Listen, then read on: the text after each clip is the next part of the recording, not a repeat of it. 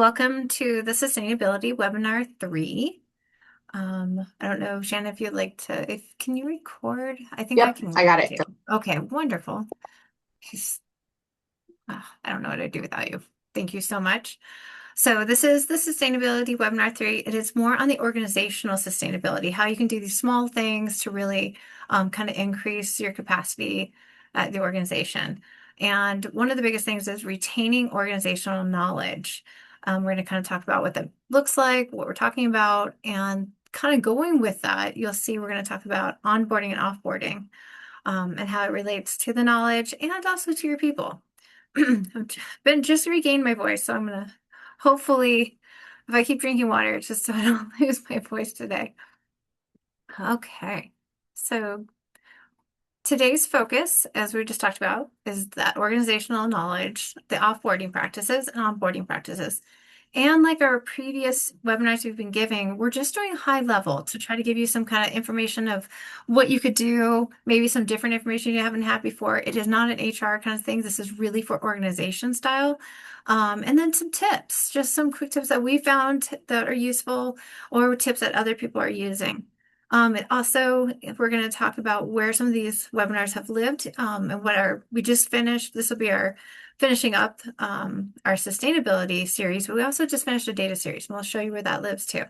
And then that we're planning for where you can give us ideas on training ideas for next year. So we are going to go ahead and get started. So the first part is retaining organizational knowledge.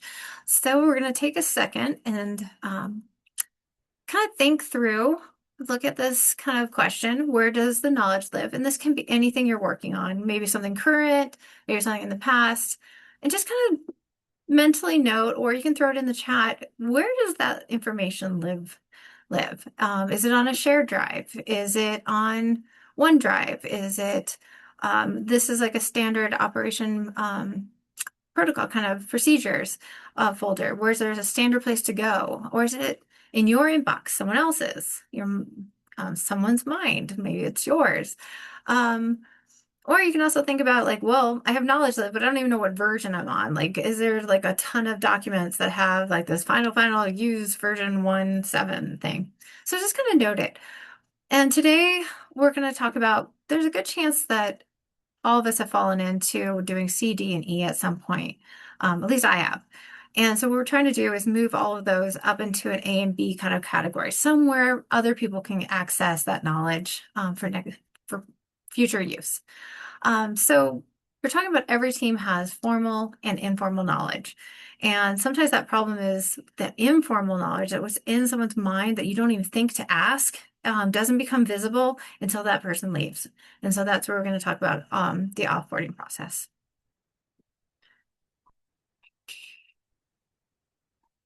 Oh, and my slide is not seeming to work on this one. I apologize. So we'll get that fixed for when we post it. So it is a table basically just giving you kind of a rundown on what organizational knowledge categories can look like and where they're at. And so here we're talking about uh, the program history. So a lot of times we want to know where the organization started, who started it, who is it serving. We're looking at kind of that overall change over time. And a lot of times they can leave with some of the people that started the program. So that's really key to capture that. Luckily, we have two, or even actually more than two in our own organization that are still here, and they can tell us what those things are and what they've been changing to help that. Well, we really just make sure you have it written down too, so it doesn't get lost. The partner knowledge. This is really very important because it's those key partners, how those relationships look like. You also have that knowledge of how they like to communicate and their style of kind of working through decision making and things like that. We've got grant and reporting knowledge. So it's really important to know when those deliverables are due, how the funding goes, what they're expecting, how is it like a QPR ran, what does that kind of reporting need to be done, and what's the easiest way to do it. And then you have that the workflow knowledge of how something gets processed. For us, it's like an evaluation process or data analysis. And so you have that kind of how it's done, who's involved. So it's really important to note that. See, there was a table. And then going to that data knowledge, where the data lives and who owns it, and the cleaning steps that are there. And then you go into the community knowledge. That is huge, especially for the work you're all doing, is knowing who are the key partners, who are those champions. What is that trust history? Has it been always in the positive, or it's been some things we've had to work with and challenges? Those things usually rarely get written down, and sometimes when you lose people for different reasons, you don't get that knowledge to be able to keep that trust in the community going. So the decision making, also, this is really key, and I find that doesn't get documented enough. But this is sort of like we did a webinar on data cleaning. And so data cleaning, you actually have a decision tree and you actually state why you're keeping certain things in. And so it keeps that decision things. And doing that across different things that you're doing, from why you picked a certain project and our partner, those things that really help to keep track of. So just kind of that, these are not an all-exclusive list. There's more that can be added, but these are just things that we know that can occur in the organizational knowledge. Oops, sorry. So what are we talking about with lost knowledge? And what can be lost? And so when you see these categories, there's different perspectives that we're looking at. So you're gonna be like, oh, I've seen those categories before. Just either this is like talking about the lost, next we're going to be doing like offboarding. It really is the perspective we're looking at. So program history, what happens if we don't have that program history? We can't inform new staff of what's going on and why we work a certain way and what is our drive. And we may be missing key points of it that we forget that we wanted to share with someone. That partner relationship, when we don't understand our partners and we don't have it written down for people and we've lost it, we forget what that history is, and we can't be sensitive to rebuilding or keeping it going. And so it kind of makes it difficult. The data knowledge, if we don't know how the data has been analyzed, cleaned, things like that, we may interpret it incorrectly with those limitations, and have data. We don't have those data notes to tell us what's missing or the cleaning steps that occurred. And if we don't have that work step flow, like staff may have to recreate things from scratch. I think all of us has probably had to do that. So really making sure you talk about workflows and document them. Again, those decision history I was talking about. I've learned over the years, I would come up with these ideas. I'm like, I think these are brand new. And then people that I work with have been in CPEG for a very long time go, that's great. It's a great idea, but we've tried it. We've actually tried it like twice and it didn't work. So it's not that they're knocking it down, they just know that this isn't the right path for us to go for. So having that decision and understanding really helps. Again, we're talking about if we don't know what the grant knowledge is for reporting, then we have another area where we're going to be wasting energy. So this is that common theme. We're losing our knowledge. We're having more stress on people. They have to do things by scratch. They have to figure out where things are. So this is trying to really conserve our resources, time, and personnel. And so what makes knowledge loss more likely? And so a lot of things happen because we're definitely got a lot on our plates. So there may be not a formal process for documenting or consistent across the team. So that can really put holes into where that sharing knowledge is. You have a high staff turnover, frequently role changes can shift, and it's just hard to keep up with getting that documented. We have poorly organized technology folders or tools that we are using. They're just not consistent. We have limited time. This is probably our number one thing. We're limited time to document what we're doing and putting it down because we're just so busy. I mean, we have so much work to do. So that's another thing to kind of think about. And this only one person knows culture, it's not that people don't collaborate. It's not an unfriendly environment. It just means sometimes we get into this habit of one project is done by one person and then no one else knows how that project was done. So if they leave, that's a whole of to do that whole process. So it's kind of just that sharing. We'll give some tips on that. And then it's just communicating. Make sure that there's communication past teams and partners where this knowledge is.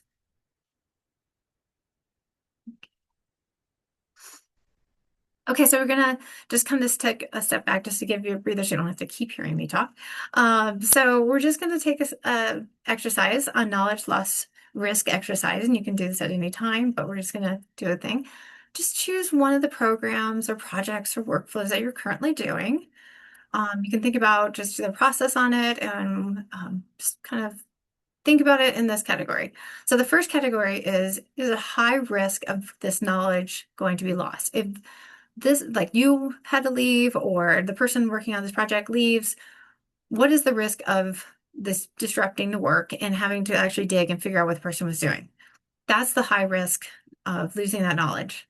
The next category, you're thinking, oh, okay, there's some documentation that exists. I'm not quite sure where it is, but I know it's documented. Could be in inboxes, a couple folders, could be in multiple spots, right? But there's still documentation of something they're doing. So, but we have to still pull it together. That takes time. So that's a medium risk. And then the ideal one is these low, where there's clear documentation of where things exist, what was done, and another person understands how to do it. So this is just a really good thing to think about, like when you're going through stuff. We did this a while ago when we switched our evaluation kind of project. It was a very individual, and so it was kind of done by a person, but now we've gotten a system going in where we have a documentation of every step that we're taking. So someone can come in and see, even to the point where we collected the data to that end product. So it's been really helpful to understand the process. Then taking a moment to think through these things. I won't read them all to you, but it is something to think about, especially in leadership and just making sure your team's working on it. And you're like, especially the first one, if you lost a key person, what is going to walk away with them that you don't have? What partner relationships need better documentation so you know what they're doing or who they're working with? And then kind of just making sure that you know when the deadlines are for things and where that who could actually pick up those deadlines. Next page or next slide, sorry.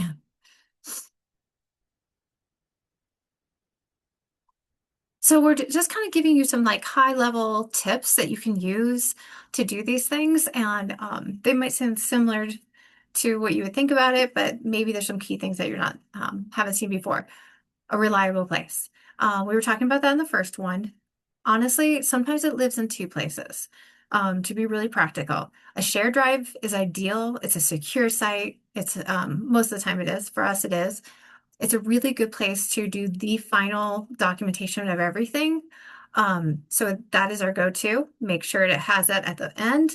But sometimes it's hard to access. It kicks you out. You can't, our VPNs get shut down. So when we're doing things that don't need that security, of course, your data would need to be in the secure site.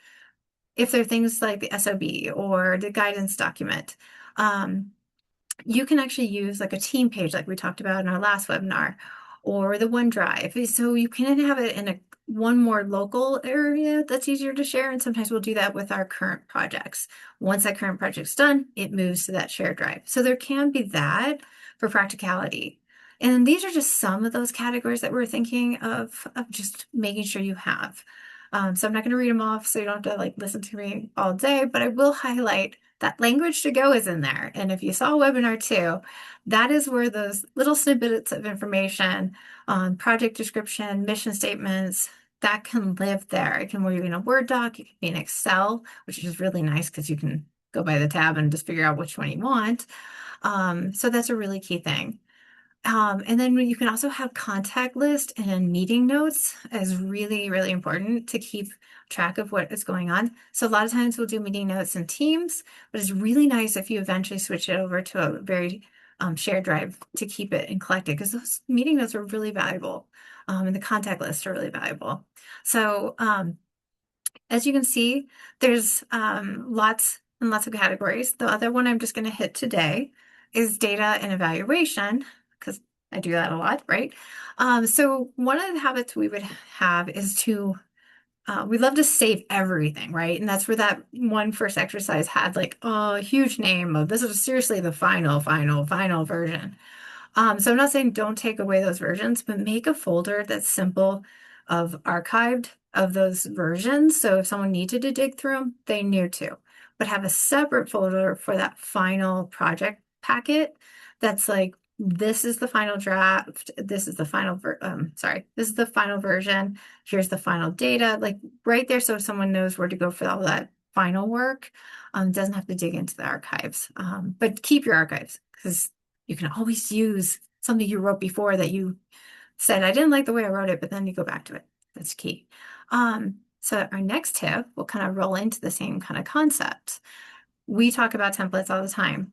So the same kind of concept with not just only documents are helpful and slide decks, having templates is really helpful to build off of, and that was in our webinar too. But here, it's really about those processes. We can do template processes that really just help us keep doing the same thing really well, and then we can alter it to improve it. So it's just a really good system. So back when we're talking about the data, we have a data request form that really helps us clarify. It's a systematic time kind of template to request an analysis from our analyst, and we'll give like basically what variables we want, what do we want to have analyzed, what we're thinking of, what kind of process we want, and then it can be sent back with the data into a nice little package. So that's kind of a template of repeatable work.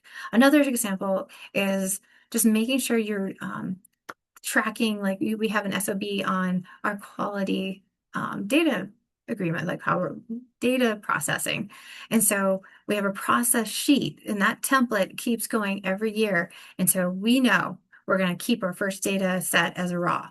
We even know the nomenclature. We're going to do a clean data set. Then we have a clean QA data set. Then we have analysis set. And we have that as an SOB of our quality control. So those are kind of the templates I'm talking about. It's these processes, and we can use again and again. And then tip 3. So again, we're just tapping into these things to try to get things really just helpful to keep that knowledge going and shared across the routine. So what this is before we jump into more of the offboarding, is do it now. There's always time to share within the team. Doesn't have to be on the onboarding or offboarding. So maintaining shared folders that we just talked with a somewhat consistent naming conventions, so everyone doesn't have to try to figure out everyone else's. So just a general one. I know it's hard because everyone has a different style. That will help in the shared folder that you're doing. Use meeting notes. They're really, really important. And if you don't read people like meeting notes that come back, I promise you they are so good. If you don't do your own, we have an excellent colleague that just is for us, and she's wonderful because I don't capture things really well in meetings. So it's been a really saving place. Build these standard operation procedures for everything you can think about. They're not just for data analysis. It's helpful for communicating with partners, outreach events, having the standard ways. You can do something different outside of it, but having a standard first place to go.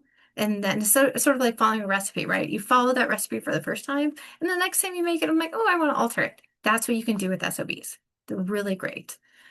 The biggest thing that we would love to see you take away from this webinar is cross-train your staff. One of the biggest things is we're all so busy, we forget that we need to be able to do kind of each other's jobs. We're all specialized.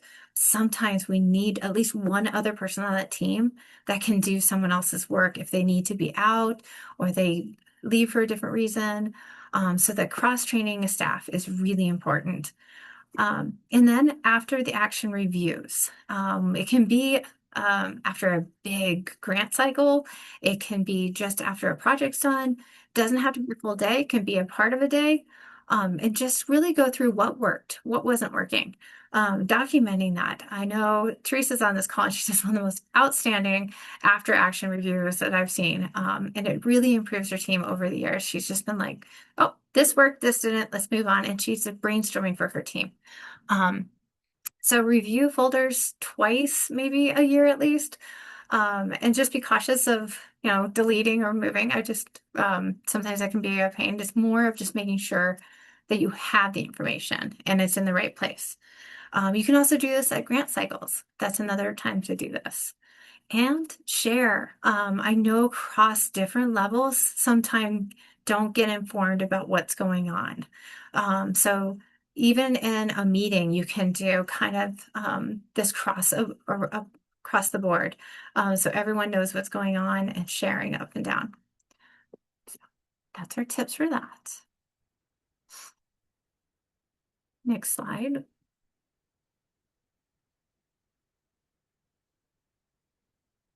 Now we're going to move into kind of the offboarding because it's really important.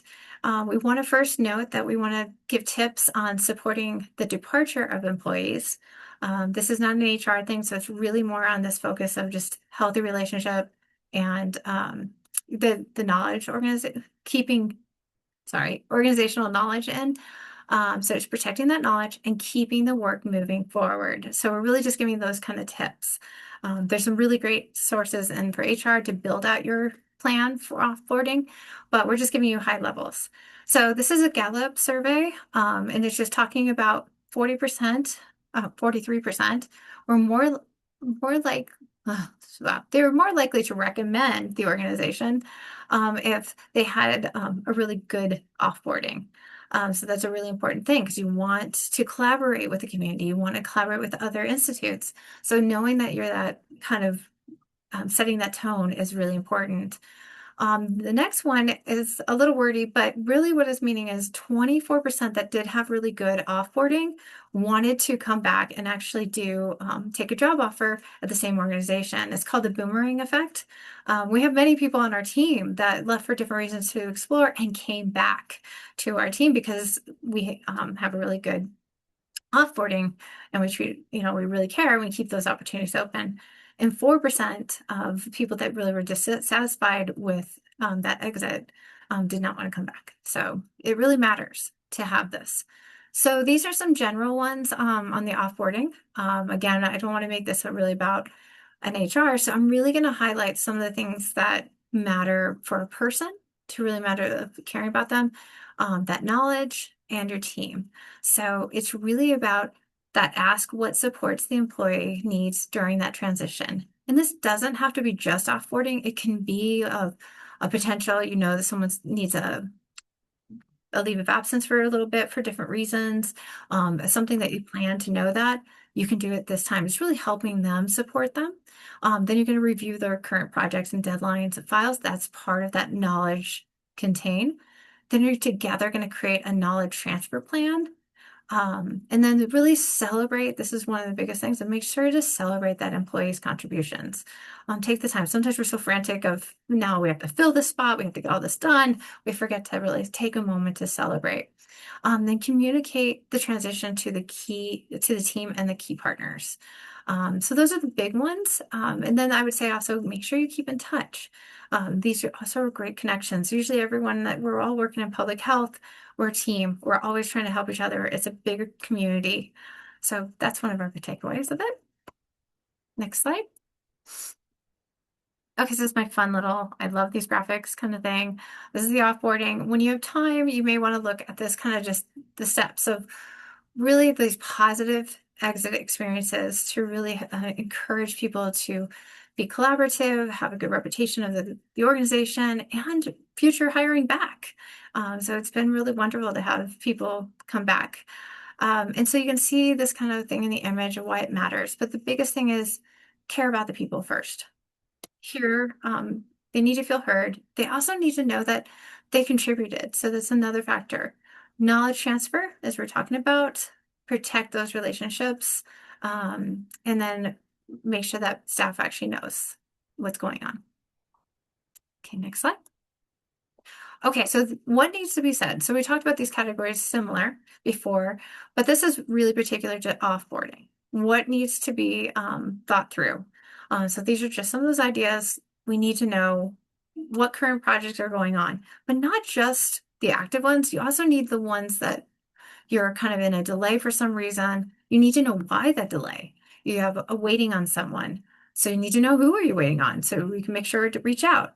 So we really need to know those stages. Sometimes you can only get the active ones. You really need to kind of dive a little deeper, like, but remember that project? Why was that paused or why was this delayed? It could be waiting for data. So we need to know those things.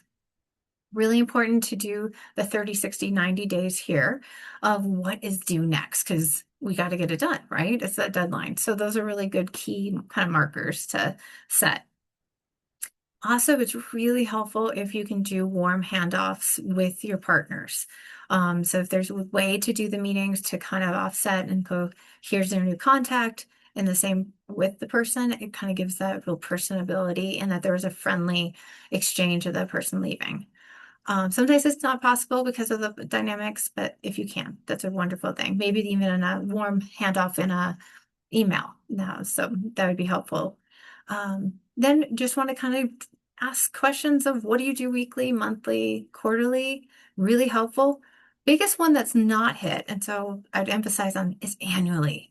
A lot of times you know what that employee's been doing like right then, you know what they do monthly, but sometimes you don't know what they're doing annually. And you get to that, it could be in July, it could be January, it could be even an off month of things, and you're just like, you didn't know it because you didn't get to ask.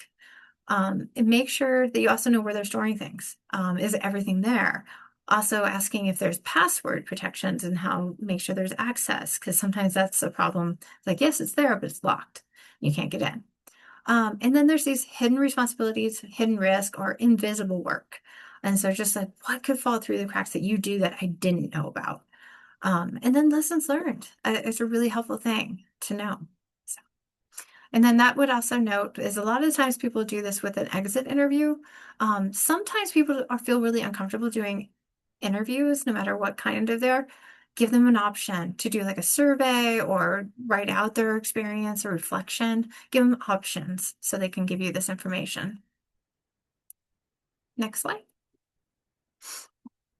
So this one, we're just going to just kind of remind people, we won't stay on it too long, but it's really celebrate that in the employee, what they contributed to it, not just the work, but who they are, really valuing and respecting them. So this doesn't have to be expensive, doesn't have to be time consuming. It just needs to be intentional, just really allowing that person to know that they care and they're going to be missed. And I guarantee a lot of the colleagues will really want to actually come in and be able to share their appreciation and reflection to the person. So it can be a lunch, it can be a card, a note, something to just really show that appreciation. Also supporting their next steps, whatever that looks like, in references, networks, and encouragement. And then just keeping that door open, kind of always seeing how they're doing, checking in on them. Next slide. There's a lot on the slide, so we're not going to cover it all, I promise. This is just more for your reference to come back to that I thought was really useful, finding things that I didn't know to really think about. But communicate that transition clearly. And a lot of times that people do a great job with the departing employees. That's that top part, but we forget some of the other people. So that's what I'm going to focus on this slide. Think about the other employees that are left. Make sure they know kind of that the person left has been taken care of too, to make sure, because a lot of people care about their colleagues. They want to know that the offboarding process is going well for them and wanting to be able to recognize them. But also note where, because the next slide is going to who takes over that work. That's going to be immediately on someone's mind. Is shared work, task, responsibility shifts, and really making sure that it's clear that it's you're going to work with people on that overworking load strain on the team, because then that can cause a ripple effect of a high turnover if more people take on more work and they don't have that space for it. And then just kind of changing that temporary change in the workflow and the communication, things they need to know. Create space for staff to have questions and concerns, just to let them know, even if it needs to be private or in a team meeting. And so on the bottom one, it's more of this overall team and key partners. Some of those things are just like, what does this mean for our program overall? Team structure. Are we hiring for this position, or are we going to redesign our team? Kind of knowing those things, because all those questions make people anxious. And then they don't know how to plan. Okay, next slide. Okay, before we jump on to onboarding, we just wanted to kind of just kind of state some of the three main mistakes people make with offboarding, is that burning those bridges. So that person never wants to come back. They don't want to recommend the team, the organization, and that burns a bridge. And we really, again, in public health, we're all working as a team. It's a community. We all need to have this caring kind of nurturing thing to help the community, right? And so making sure that you haven't burned those bridges. Second one is forget to capture the unfinished work and hidden responsibilities, which can make another burden on the team, your partners. That can cause a lot of pain and even more high turnover we're talking about. And the third one is you fail to really assess the impact on that team. And again, that's another thing is this is they're going to miss their colleagues, but there's also this work thing they're going to be load they're going to be concerned about. So make sure all of those concerns are taken into consideration. And also even with leaves, not just people offboarding, but with leaves to make sure that the distribution of workload is not overwhelming the team you have. And now we're going to go into onboarding real quick. So again, I promised on an HR one. It's more of just those high levels of keeping those communications and the knowledge. So this is not, so onboarding is really can be a place where employees feel welcomed, prepared, and connected. This is another Gallup study that did about 70% of employees who had really nice onboarding just thought it was the best job ever and was doing a really good job. They turn into being 2.6 times more satisfied with that work, and their ability to do the job is even increased. So the only problem with that is you see they found that 29% of new hires actually really felt really prepared. So we really kind of need to up that number and make our onboarding a little bit more friendly. So it goes beyond just the paperwork, the policies. It's really getting someone to feel welcomed and know the program or the organization story, meet the people, and really learn how to get this done. Next slide. So this is kind of the steps. And again, it's really talking about this all really is important to have that knowledge retained in the organization to be able to do some of these things. So this is, again, that purpose. If you can keep things going, it's going to help. I'm not going to read them all off again. This is just a great slide to go back to of why it matters to do some of these things. Biggest kind of takeaway is welcome someone before they're even there. Let them know what they're going to be doing. Give them basic information of like the place, who's in here. Send a schedule for the first kind of week of what's going on. So this is, you could even, if you have like a logo or anything like that to make them feel welcomed, you can send like maybe like a fun cup or a shirt or something if you have it. I don't know if you have it. But just a nice welcome message would be nice. The first day, just be really inviting and make someone feel really welcome and not stressed. That's another good one. One of the things I love about this one is assign a go-to person, not the boss or manager, but someone that's actually more of a colleague. So they feel a little bit more stressed and they can add less stress and ask the colleague some questions they might ask a manager or someone higher up. So it's a really helpful thing to pair someone up. It and also define this. Actually, I'll go with the build confidence gradually is really with the build success early. There's a 30, 60, 90 plan on this too that I didn't put a slide on, but it really is just allowing someone to have 30 days is really just to get to know things and tell that person, this is what I'm expecting. I just want you to learn. For the month, just learn the organization, what you do.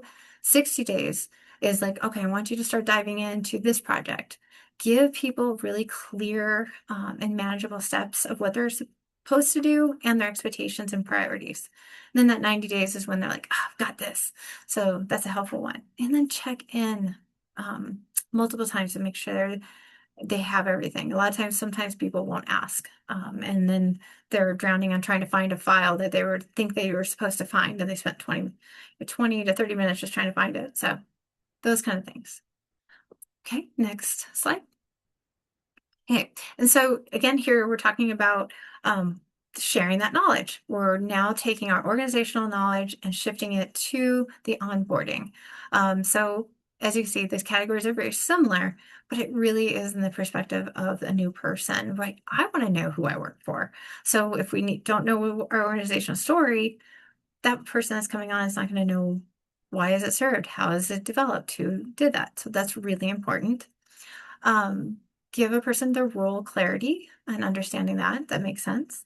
Again, workflows. We already had them in the knowledge of organizations, so we can easily access, can hand those off. A key one that we find that's really helpful is that partner landscape.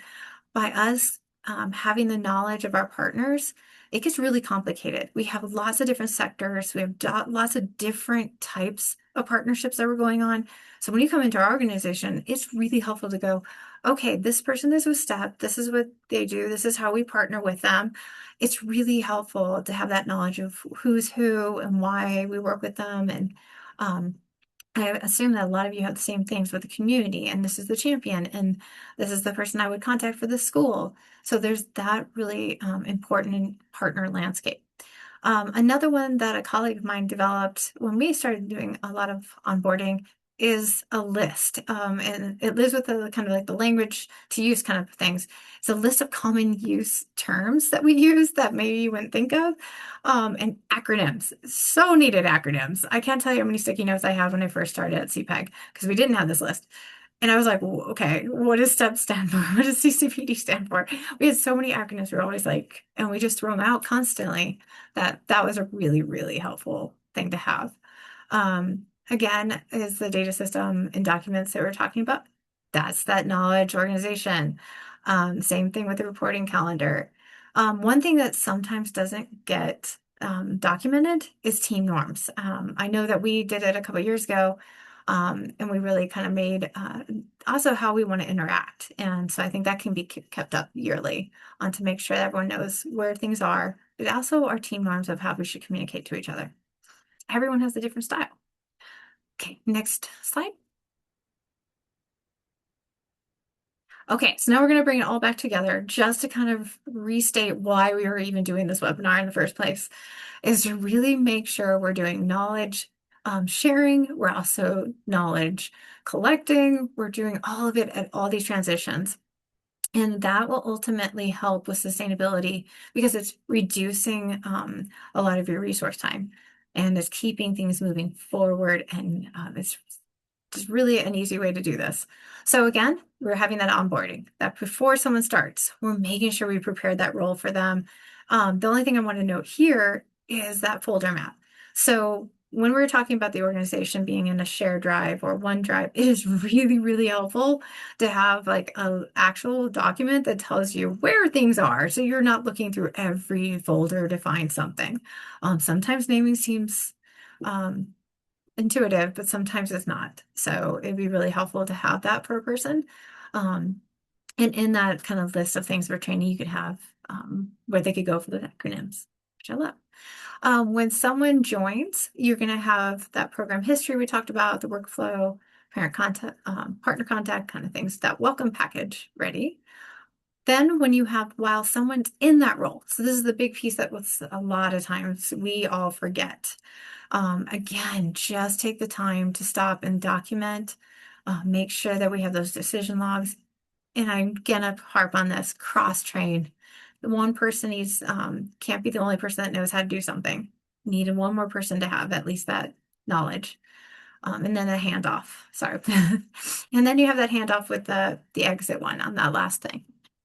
And so here, what teams can do now, and again, I'm not going to go through this list, but it just reminds you of things you can do with your team if you're like, I should do something to really improve our knowledge containing in the organization.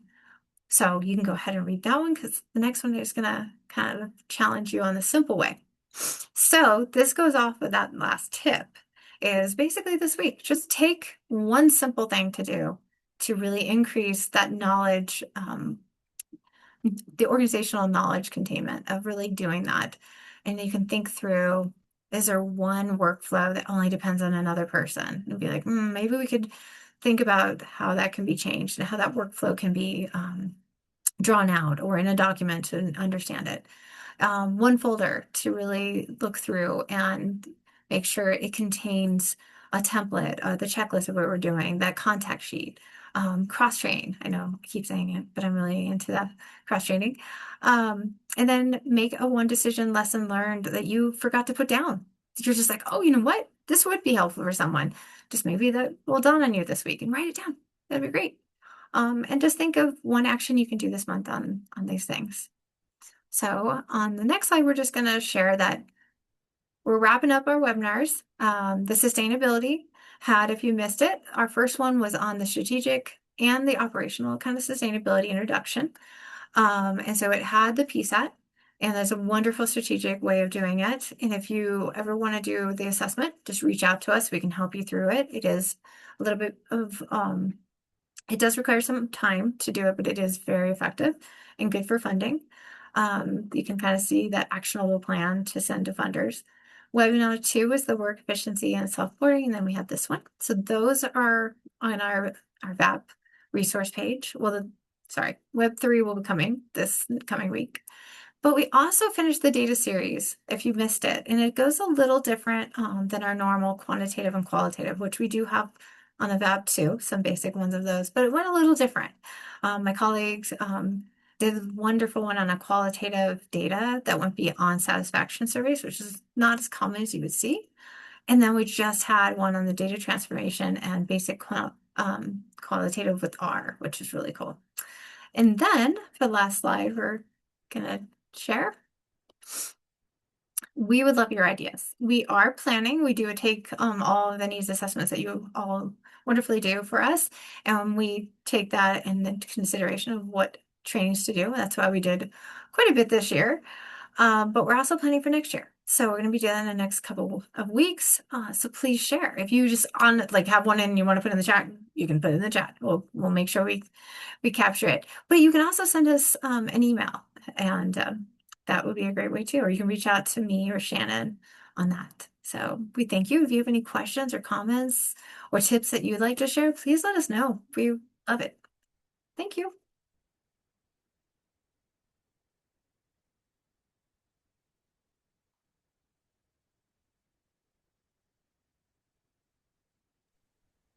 Thanks, Nicole. Thank you for doing my slides.